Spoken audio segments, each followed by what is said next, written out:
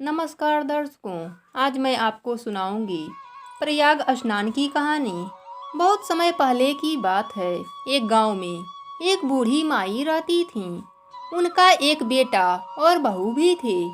बूढ़ी माई ने अपने बेटे से कहा, बेटा, मैं प्रयागराज जाना चाहती हूँ। वह बूढ़ी माई कार्तिक माह में प्रयाग जाकर स्नान किया करती थी। बेटे ने कहा, ठीक है माँ, मैं तुम्हें प्रयाग छोड़ आऊँगा।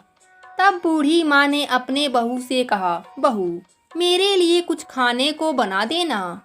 बहू ने अपने सास के लिए कुछ नहीं बनाया और खाली टिफिन ही रख दिया। बेटा और माँ हरिद्वार जाने के लिए निकल गए। रास्ते में बेटे ने माँ से कहा, माँ, अब फलाहार कर लो।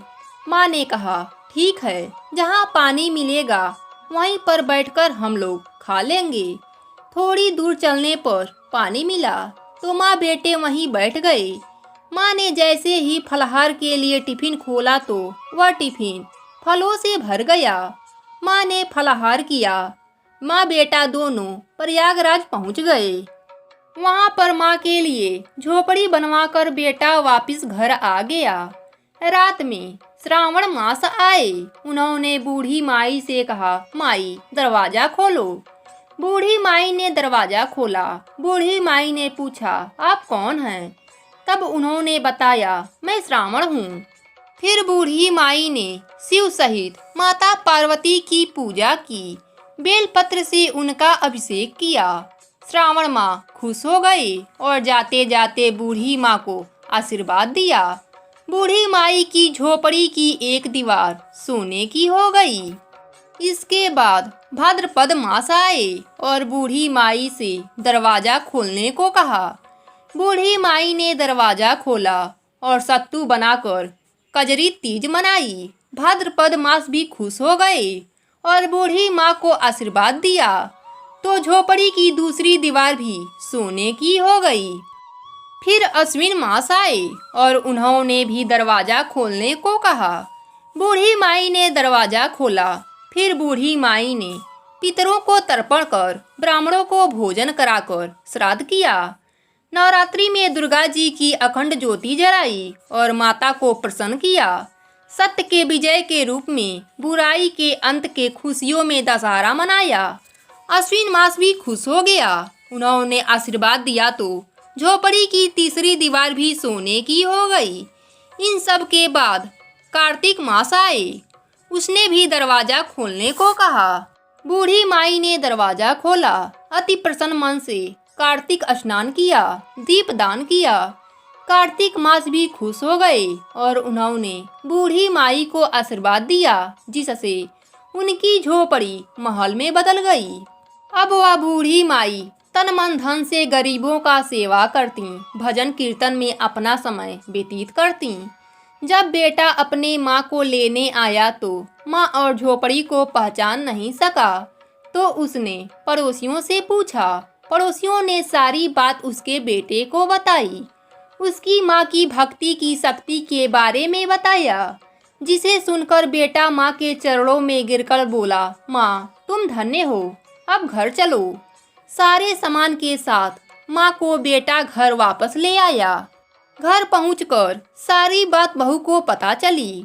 उसने सास के ठाठ देखे तो उसके मन में लालच आ गया और उसने सोचा, अगले साल मैं भी अपनी माँ को प्रयागराज भेज दूंगी। उसे भी वहाँ से इसी तरह बहुत धन्य धान मिलेगा। यह सोचकर जब अगला माह आया तो उसने अपने पति से अपनी माँ को प्रयाग छोड़ आने को कहा। पति अपने सास को प्रयागराज छोड़ आया। अब बहू की माँ प्रयाग तो आ गई, पर उसका मन स्नान दान और पूजा में थोड़ा भी नहीं लगता। वह 4 समय भोजन करती, दिन भर सोती रहती। चारों मास आए और चले गए। जाते जाते झोपड़ी को लात मारी और झोपड़ी गिर गई और बहू की माँ गधे की योनि में चली गई। औरत लक्ष्मी का रूप है और लक्ष्मी की तरह चंचल होना चाहिए। भगवान की पूजा और अतिथियों का सम्मान करना चाहिए। उधर जब चतुर्मास चला गया तो बहू ने अपने पति से कहा, जाओ अब माँ को ले आओ। पति सास को लाने प्रयागराज पहुंच गया। सास तो कहीं नहीं मिली, झोपड़ी भी नहीं मिली।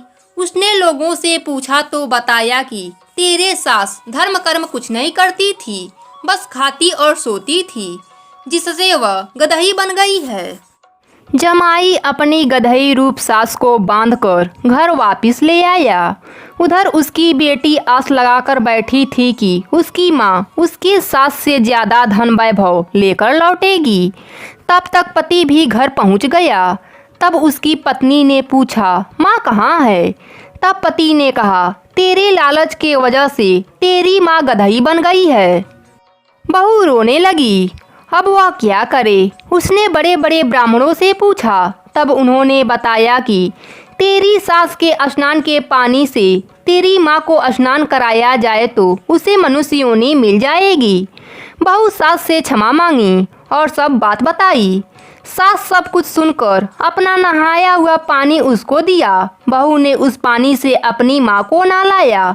उसकी माँ पुनः मनुष्य योनि में आ गई।